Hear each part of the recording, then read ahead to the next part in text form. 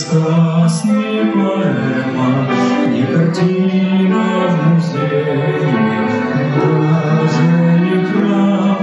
Для меня Иисус — это друг драгоценный, мой Господь и Спаситель, мой путь к небесам. Для меня Иисус — это друг драгоценный, мой Господь и Спаситель, мой путь к небесам.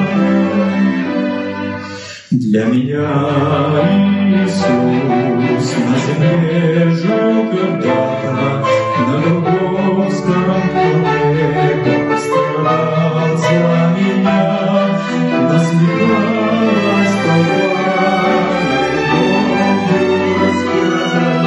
Это все Иисус для меня.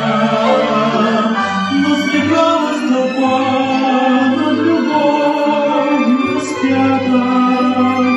Это все претерпел